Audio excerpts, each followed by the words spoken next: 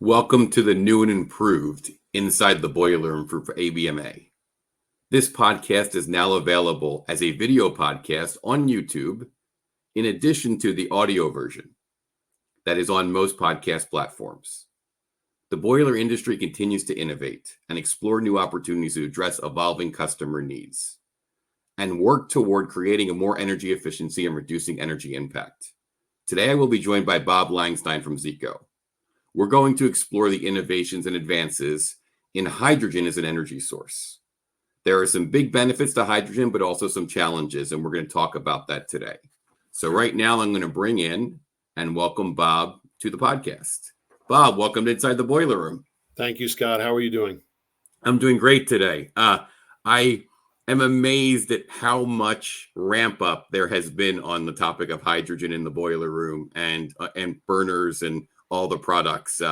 It just seems like, I don't know if it came out of nowhere, but it seems like it's ramped up significantly over the last year. Yeah, it's actually been coming for a few years. And it is new to boilers, I'll say that. So just as a little bit of background, Zeeco has been involved with hydrogen combustion for many, many years. Mm-hmm. But it's always been as in situations where there's a byproduct of hydrogen waste streams that Right, needed like to be recapture it and then use it for something. exactly. Yeah. But so it was kind of contained within petrochemical and refineries more than anything. Yeah. All right. Well, before we jump in fully, why don't you just give a little background on yourself, your experience in the boiler industry, and then a little bit on Zeeco to give people a little more understanding of that. Yeah. Thanks for that. So I started, believe it or not, 40 years ago next month. Not possible.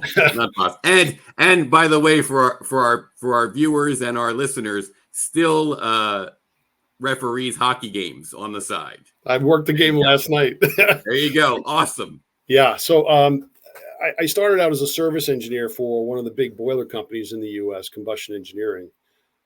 Gradually moved over to the sales field, sales role. Mm-hmm. And then through a couple of boiler OEMs and a couple of burner companies, I landed 10 years ago with Zeeco. Mm-hmm. And it's been a great ride for the last 10 years. That's great. And then so on the terms of the Zeeco side of the business, kind of what else do you, I know you guys definitely work in the boiler industry, but you guys do a lot of other stuff too. Yeah, actually, we were born out of the oil patch. The owner of our company had sold the company back in 1972 and decided in 1979 to start his own company again. Mm-hmm. So the Zeeco was formed in 1979, primarily to deal with burners for process heaters, and then got into flares, Mm-hmm. and then got into thermal oxidizers. And then when all the consolidation happened about, I guess the final steps of it were about 11 or 12 years ago. Sure. We advanced into boiler burners. So it was just a natural progression to go into boiler burners. Okay. All right. So at a high level, just like at a high level, give us just the recent progress in the evolution of hydrogen-fired burners. Like, okay. What's happened over the last couple of years? Maybe kind of give us that. Yeah. So you kind of hinted at it at the introduction, where we occasionally had a request for a burner that could handle maybe a little bit of hydrogen. Mm-hmm. We've seen that go from 25% to 50 to even 100% hydrogen capable. Right. And I think it's in advance of everybody. Everybody wants to burn hydrogen because, the nasty thing in combustion is the C. So if we can get rid of C and just go to the H. Right. That solves a big problem. The big challenge is, and I've been saying it even in my presentations to clients, we can burn hydrogen, bring it to us. And that's the problem. Yeah. So people are trying to figure out how best to generate hydrogen, store it, and or transport it. Right. And that's where we are now in the marketplace, is that as you do a project, which is a large capital investment, you're trying to get ahead of where the market's going to catch up to. Mm-hmm. And everyone knows that hydrogen is kind of coming. We don't know if it's going to be next year, 5 years, 10 years, but they want to be able to use that capital investment they make today to engage and capitalize on that that hydrogen that's coming in the future. So Well, yes, and we're being asked to provide burners that can right. run the gamut from all natural gas to all hydrogen and some things in between. Well, then let's talk about that. Then you mentioned about the 25 to 100%. We can dive into that a little bit, but even though natural gas and hydrogen are both gases, there's significant differences in the makeup of those products. And from what I understand, the way in which the piping has to be, the way in which the system has to run, when you're challenged with doing a like mixed system where it's both, that I'm assuming that there's some uniqueness to that. Yeah, there's a few considerations, right? So the big thing is obviously the composition of the two fuels. Right. One is CH4, and the other is H. And Mm-hmm. the difference in molecular weight is pretty significant. Significant, right? So now you've got to manage in a pipe system, a valve system, these two different gases. Mm-hmm. We can use the same pipe systems and valves, but the pressure when you work with hydrogen gets elevated a bit. Okay. And then to get the same BTU, the volume, because you got such a small molecule in Oh, hydrogen, right. the volume has to be greater. So we Uh-huh. have to pay attention to things like valve noise, the total volume, the total heat input, the pressures, and the systems can be designed to manage both. But we have to know up front. Now, what about beyond the boiler system itself? Are there things though that a end user would have to upgrade or change in addition to just the boiler system itself? Well, so let's talk about some of the things that would have to be done. With air, you need a little bit less air when you burn Mm-hmm. hydrogen than you do with natural gas. So you have to be able to manage the two different settings for that. If you're going Sure. to switch between them, now you have to be able to manage the switch and make sure that the airflow Mm-hmm. stays ahead. If you're going from hydrogen to natural gas, you need more air, so you need to get the air ahead of the fuel. Right. Otherwise, you can have a very explosive day. Yeah. Which is not what we want. No, we don't Yeah. like to use the EX word. Yeah. The other thing is, I've been asked several times, well, okay, we manage our furnace now using a CO monitor. Mm-hmm. Well, if you take the C out of the equation, what are you monitoring, right? What There's are you no carbon, monitoring? Yeah. there's no Right. CO. Yeah. So the thing you have to do is right now we use O2 monitoring. You still want to Mm-hmm. maintain that 2% is probably the minimum. Okay. We designed for about 3% O2. So you can still manage it with an O2 monitor or analyzer, which is very accessible. Mm-hmm. There's also work being done in the industry to come up with hydrogen analyzers. And that may Okay. be the next step, is to actually put a hydrogen analyzer in the breeching so that you can see if there's any hydrogen getting through the furnace and to the exit of the boiler. So that's kind of key. So, And so then in the other, most go ahead. yeah, the other thing that we do is, because hydrogen burns a little hotter, Mm-hmm. so the NOx impact could be a little greater. Yes, I know it's that was kind of actually one of my counterintuitive. future questions. Was that it was my understanding that the NOx becomes more of an issue with A little hydrogen. Is bit. that right? So what happens with a low NOx burner, the approach we all take is to try to drive the peak flame temperatures down. You do that through Right. staging. Yes. When you have a high velocity, and I mean flame propagation speed is what I meant, a high speed flame that burns very hot, you're more efficient at converting the nitrogen in the air to NOx. Okay. You counter that by putting a little FGR in. So if I have a burner that doesn't need FGR with Yep. natural gas, and I then And convert it to, FGR is I'm what? sorry, flue gas recirculation. Yeah. Take a little flue gas from the back of Yep. the boiler and put it through Okay. the burner. Yeah. So that helps inert and slow down and stage that combustion process. So Got it. where we might not need FGR for a gas burner in a given boiler, if we Mm-hmm. apply hydrogen, we might need a little bit of FGR to kind of tamp down the NOx. Mm-hmm. It's all manageable. So when we talk about like 25%, 50%, 100%, is there a reason why you want to get to 100%? Are there challenges with getting to that point? And why would somebody like, is it a larger investment to get out to 100%? Is there different situations where 100% would make sense? And where are we actually on the 100% at this point? So with the burner and the boiler system, it's Right. very minimal difference in the design. It's Okay. some, the load shifts a little bit from the furnace to the Yep. convection pass. So, but that's all manageable in the design. We know how those behave. The Mm-hmm. biggest problem is the supply of the hydrogen.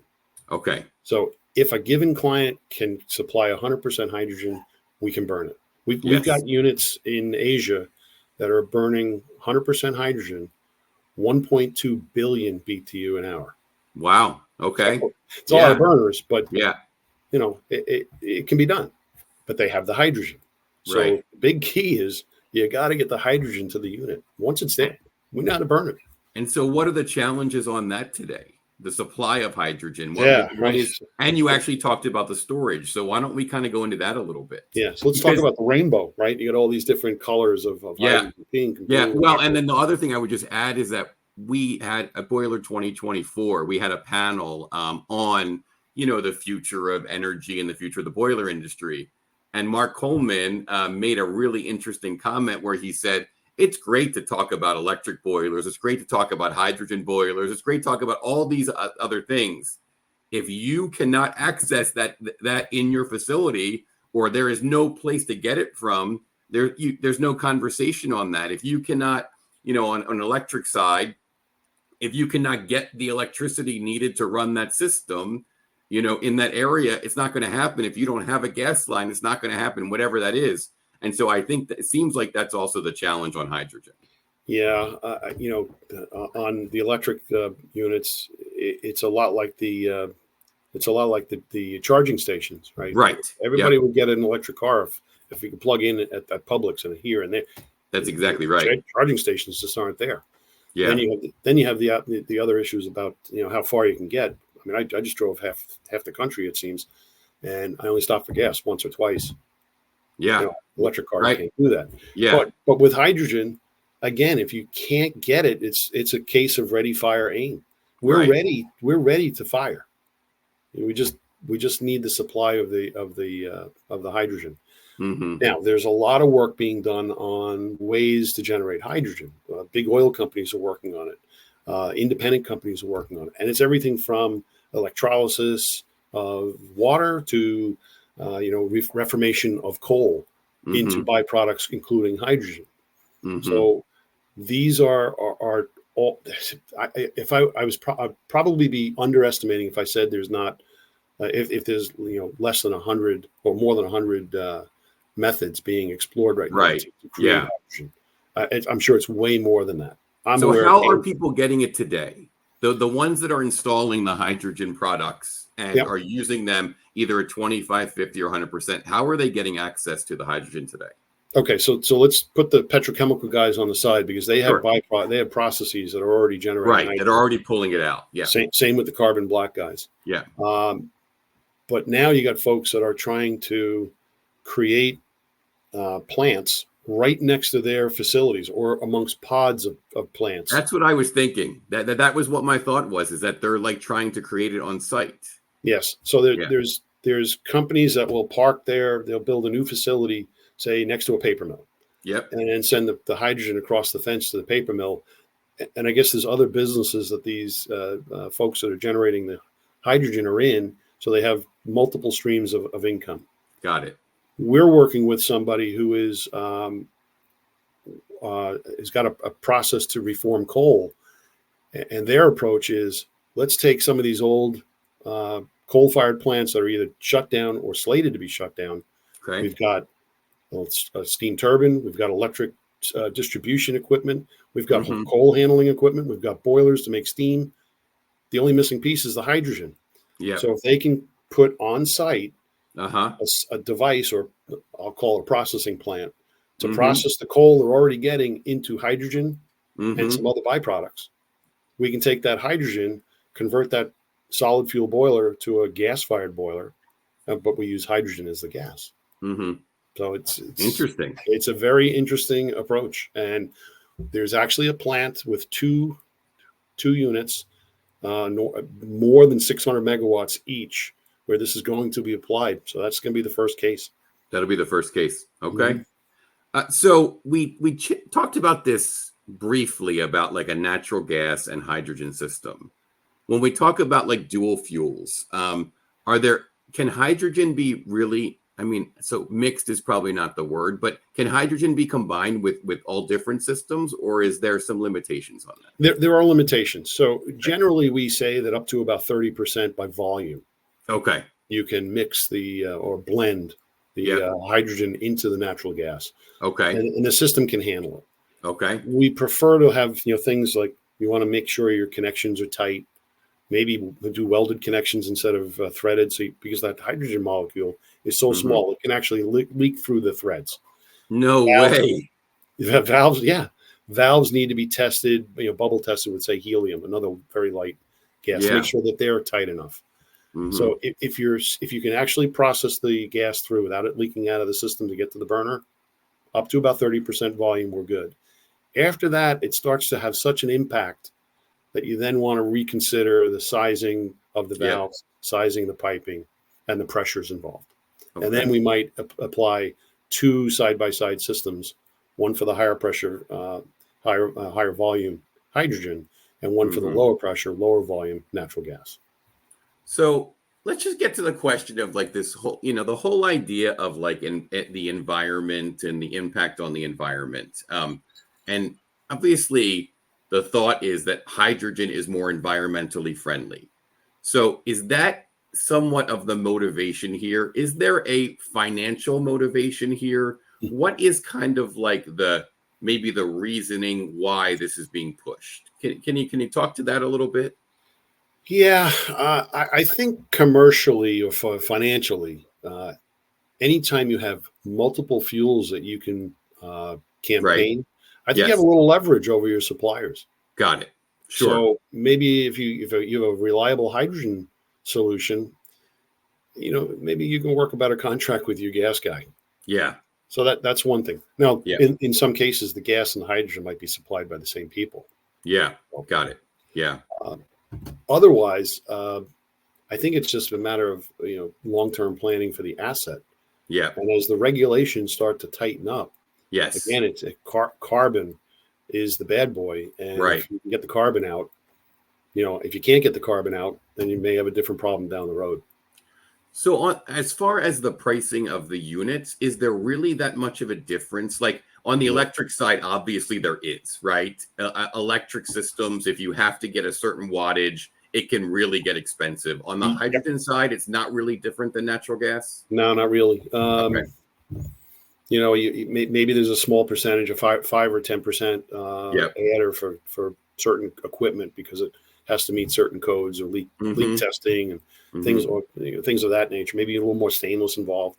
Mm-hmm. Um, but the boiler itself, the furnace might be a little smaller. I'm sorry, a little larger Right. and a little less of the the generating bank. But again, it's kind of a trade off. I think that you mentioned Mark Coleman. I think Rentec's pretty smart about how they design their units, as are his competitors. They Mm-hmm. figure out how best to economize the design of their units for the fuel they're Sure. presented with. And that's actually one of the points here. I think that we should reiterate as an end user, like listening to this, is that all of our projects for the boiler industry are created for the end user. We have a basis for a unit, right, or a boiler system that has a burner and everything on it. But if there's a request for a certain kind of system, either fuel related or efficiency related or whatever that is, that we're going to build that system to that end user specifications and requirements. And so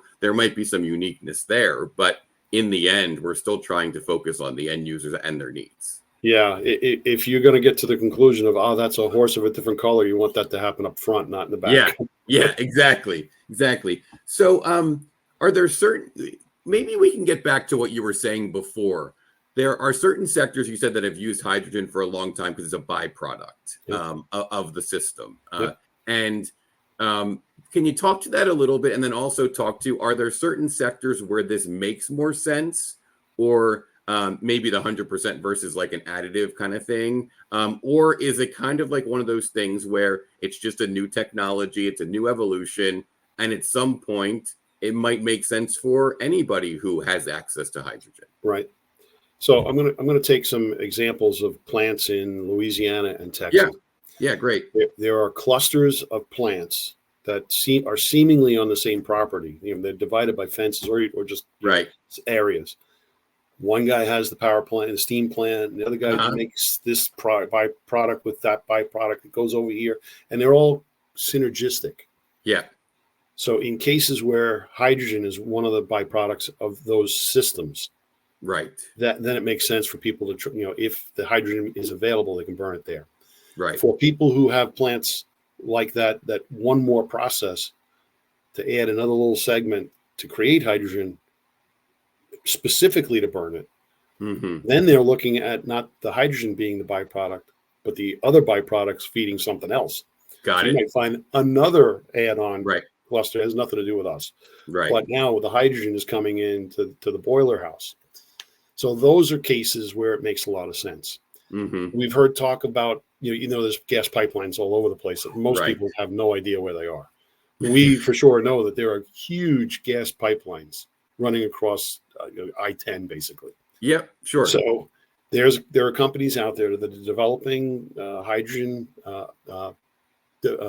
processing plants specifically to run hydrogen in some of these pipelines. Yep. If you're along that pipeline, now you become a candidate, or hey, I'm a company that wants to build a new plant and I want to burn hydrogen. I'm going to locate it there. Maybe you're going to locate it off of the right. Yeah, off. You're going to put your straw into that pipeline. Yeah. So those make sense. And then there's the other ones that you're completely remote. Again, a power plant in West Virginia. Yeah. And have another circumstance where they're going to be shut down and out of business unless they find a way to do something different, like convert to hydrogen. So and then you're going to put the hydrogen development plant right there on property. Yeah, makes sense. All right. It's kind of like the synergies between the data centers and all this power that's needed. Yeah. But guess what? I think some of those are going to be the kind of places where they say, and we want to be clean too, so let's put a hydrogen generation plant right next to the plant, and the three of them go together. Yeah, that makes total sense. All right, so I'm going to have you put on a I don't know, like a prognosticator's hat at this point. So talk to me about, what Zeeco is seeing, and look 3 to 5 years down the road. How do you think this evolves? How quickly does it evolve based on what you're hearing? Yeah. And for somebody who's thinking about, okay, well, I'm going to probably have to upgrade my boiler facility in 3 to 5 years. What should I be thinking about? What would you tell them? Right. I think in the next 2 to 3 years, you're going to see a step function in the development and publication of actual projects that are going to be burning hydrogen. And people are going to take a look. There's going to be a lot of white papers being written on this stuff in the next few years. Okay. And that's going to help drive the next phase, which is, okay, now that we see a couple of guys who know how to do this and are doing it successfully or not successfully. Right. And what did we learn from that? Yeah. Right, we're going to be pointed in directions and say, okay, this one works a little better than that one. That one works okay. And you're going to see that kind of scenario. So in 5 years, oh boy, I'd say right now, maybe, like you say, maybe 25% of our requests are coming in for hydrogen inclusion or all hydrogen. Yeah. And I wouldn't be surprised if in 5 years it's closer to 75%. Wow. Okay. Interesting. Yep. Well, I think that the goal with this was to bring out a topic that everybody's talking about, right? And so when you talk in the boiler industry, we actually had a call just yesterday with our product and market groups for the annual meeting, and that was the hottest topic on the call. And it sure was. So everybody's talking about it. We're not there yet, but it is something that if you are an end user or you're a technician or you're somebody in the industry and you want to be up on these topics, you need to be aware of what's coming and where it's going and how fast it's going, because some things take longer to develop and other things take less to develop. So just last thing before you go, can you give us where would people find information on Zeeco if they are interested in it? You might have some information on hydrogen on your website. Where would somebody go to get more information? Yeah, so www.zeeco.com, and we have a pretty interactive website ourselves. They're welcome to reach out to me through ABMA, and I'll Yep. be happy to either talk to them or guide them to something more specific. Okay. All right. Well, thanks for joining us for this episode of Inside the Boiler Room, Bob. We kind of a lot of times talk about more of like what's going on today, but I think having a discussion like this every once in a while where there is some movement and is some new technology and advances can be exciting for people to listen to and very educational. Stay tuned for more episodes of Inside the Boiler Room. You can find us on all the podcast platforms. We will also be launching our next episode sometime towards the end of September. This was actually the August issue, but we had some logistical issues with getting it scheduled. So we're still going to call it the August issue, even though it's September 6th, and we'll have an issue later this month. Does Visit that ABMA. make me Mr. August on the calendar? I think it makes you Mr. August. Yes, it does. It does make you Mr. August. We'll have to find a Mr. September or Mrs. September. So visit ABMA for more insights on the boiler industry. Sign up for our weekly newsletter on our website. You can also connect with us on LinkedIn and all other platforms. And we look forward to seeing you next month. Thanks so much, Bob. Take care.